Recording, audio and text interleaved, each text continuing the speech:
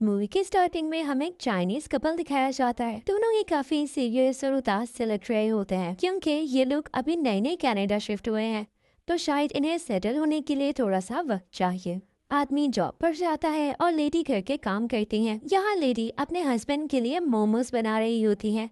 ये एक Chinese dish है जिसे पाव भी कहा जाता है। ये इस मूवी के मेन कैरेक्टर का भी नाम है। अब यहाँ पर ये लेडी पाव बनाकर यानी मोमोज बनाकर अपने हस्बैंड के सामने लाती हैं। वो ऑफिस से लेट हो रहे होते हैं तो जल्दी से कुछ पाव खा के चले जाते हैं। और अब जब थकी हुई लेडी वो पाव यानी मोमो खाने लगती है तो एकदम उसे कुछ फील होता है और वो उसी वक्त उसको खाने से रोक लेती है। जब वो लेडी पाव को अपने मुंह से बाहर थूकती है तो वो एक कटोरी में जाके गिरता है, यानी एक किस्म की बास्केट में जिसमें वो खाना लाई थी। उसमें तो जैसे जान आ जाती है। उसके छोटे छोटे हाथ और पाँव निकल आते हैं और वो रोने लगता है, बिल्कुल छोटे बच्चों की तरह। लेकिन साथ ही वो खुश हो जाता है जैसे वो उस लेडी को अपनी माँ मानने लगा हो और उसके फेस के साथ अपना फेस रैप करने लगता है जैसे छोटे बच्चे अपनी माओ के साथ करते हैं। इस लेडी के भी कोई बच्चे नहीं होते तो वो इस पाव को यानी एक मोमो को अपना बेटा बना लेती है। वो बिल्कुल इसके साथ इसी तरह रहने लगती है जैसे कोई अपने बच्चों के साथ रहता है।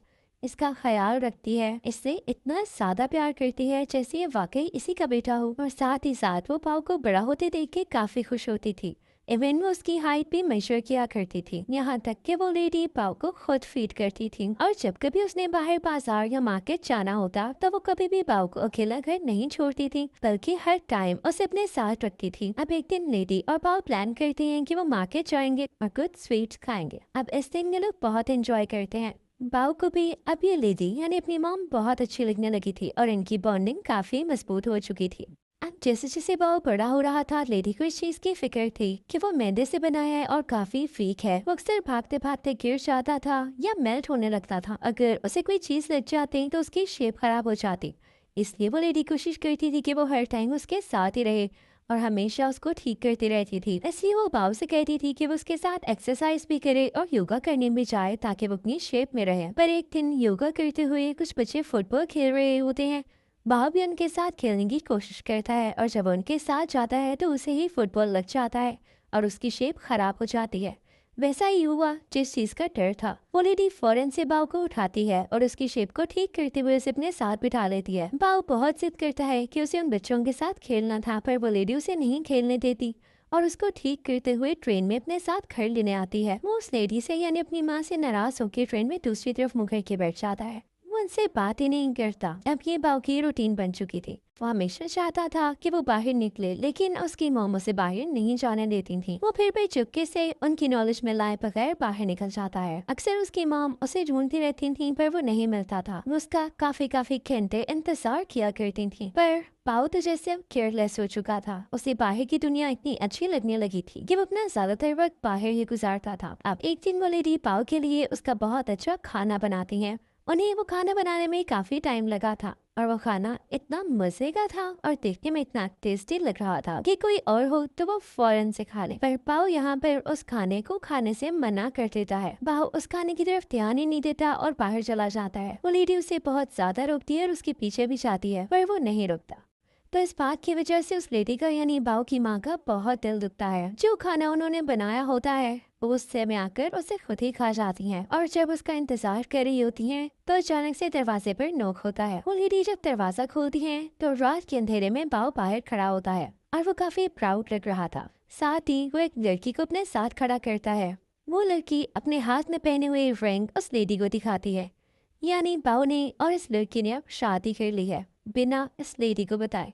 इस चीज का इसे बहुत दुख होता है कि आज तक ये बाव से अच्छी रहती आई, लेकिन बाव ने इन्हें क्या सिला दिया। अब बाव बताता है कि वो यहाँ पर किस लिए आया था। वो अपनी माँ यानी उस लेडी से कहता है कि मैं यहाँ पे अपनी बीवी को दिखाने आया था और अब अपना सामान लेके यहाँ से जा रहा हूँ। बाव अपना सारा सामान पैक करता है और अपनी बीवी के साथ वहाँ से जाने लगता है। पर लेडी को बहुत गुस्सा आता है। वो दरवाजा बंद कर देती है। वो कहती है, नहीं बाव, अब तुम नहीं जाओगे। तुम हमेशा उनसे बदतमीजी करते आए हो, पर अपनी माँ को तो छोड़ के मत जाओ ना। मैं तुमसे कितना प्यार करती हूँ। पर पाव उनकी एक नहीं सुनता और बाहर जाने वाला होता है। तो वो लेडी गुस्से में आकर उसे खा जाती है, पर जल्दी उसे इस बात का एहसास होता है कि उसने क्या कर दिया। उसने बाव को मोमो समझ के खा तो लिया, लेकिन असल में अब उसने अपना बेटा खो दिया। वो कभी वापस नहीं आएगा। इसके बाद वो काफी खामोश रहने लगती है। हमेशा रोती रहती थी। इवन उसके हस्बैंड भी जब उससे पूछते कि तुम्हें क्या हुआ है तो वो कुछ न कह पाती। फिर एक दिन हम देखते हैं कि लेडी सोई हुई है कि तभी उसके सामने दोबारा से पाव आ जाता है। क्योंकि वो सोकर उठी नहीं तो वो ठीक से देख नहीं पा रही थी, और जब वो अपनी आंखों को रब करती हैं तो उनके सामने एक इंसान होता है जो कि साय में पाव जैसा ही लग रहा था। यहाँ मूवी में हम पर रिवील होता है कि इन्हीं का बेटा है, जो कि काफी अरसे पहले, काफी साल पहले इन दोनों को छोड़ के चला गया था।